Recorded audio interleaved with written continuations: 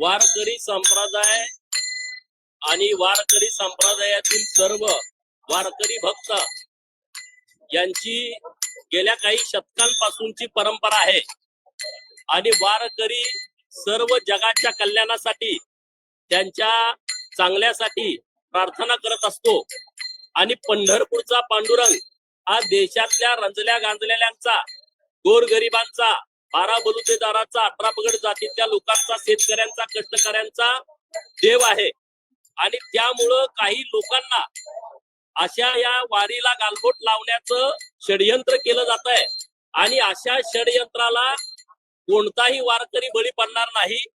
ज्या पद्धतीनं वारी ही पहिल्यापासून चालत आलेली आहे अशी पुढं सूर्य चंद्र असेपर्यंत ही वारी चालत राहणार।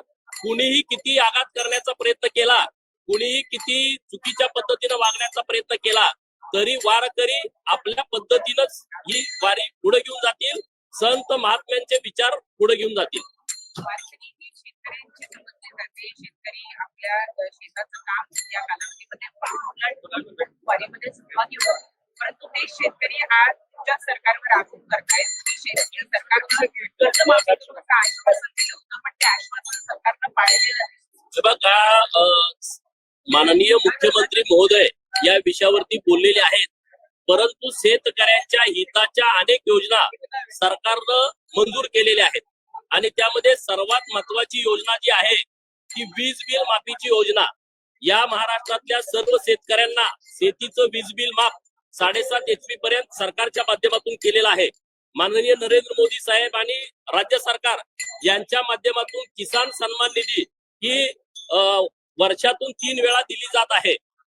1 रुपयामध्ये शेतकऱ्यांना विमा देणं हा क्रांतिकारी निर्णय शेतकऱ्यांच्यासाठी सरकारच्या माध्यमातून घेतलेला आहे।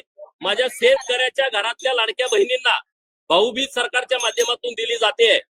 50% ST ची सवलत आम्ही सगळे शेतकरी कष्टकरी या मधून प्रवास करत असतो, ती सवलत मोठ्या प्रमाणात दिलेली आहे। 75 वर्षाच्या वरची आमची वरिष्ठ लोक त्यांना मोफत ST दिलेली आहे। शेतकऱ्यांचं म्हणणं योग्य आहे की आम्हाला कर्जमाफी दिली पाहिजे, सरकार त्यापासून पळ काढत नाही। सरकार नक्की चांगला मार्ग नक्की काढेल आणि शेतकऱ्याच्या बाजूने सरकार ठामपणे उभं राहील।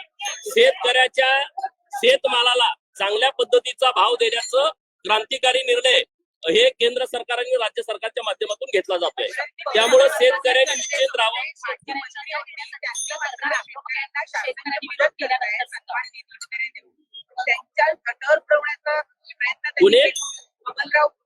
माजी मंत्री आहेत, भाजपचे आहेत, त्यांनी शेतकऱ्यांच्या पायाच्या चपला आहेत ना त्या सरकारने दिलेल्या आहेत, तेवढी तुमची लायकी आहे अशा पद्धतीचं। बघा, त्यांनी काय स्टेटमेंट केलंय मी बघितलं नाही, परंतु शेतकऱ्यांच्या बाबत अत्यंत संवेदनशीलपणे सरकार आमचा निर्णय घेत आहे। शेतकऱ्यांच्या बाजूने ठामपणे उभा आहे।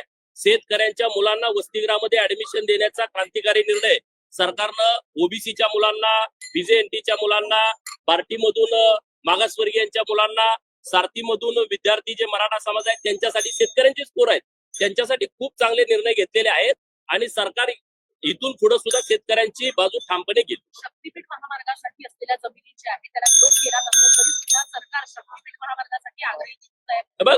अधिक कर्ज घेऊन सुद्धा 2% अधिक व्याजाने कर्ज घेऊन सुद्धा सरकार आग्रही आहे आणि दुसरीकडे शेतकऱ्यांची जमीन लागते। बघा, शेतकऱ्यांची जमीन लागणं वगैरे हे 100% चुकीचं आहे। असं जे कोणी बोलतायत ते राजकीय दृष्टिकोनातून बोलतायत।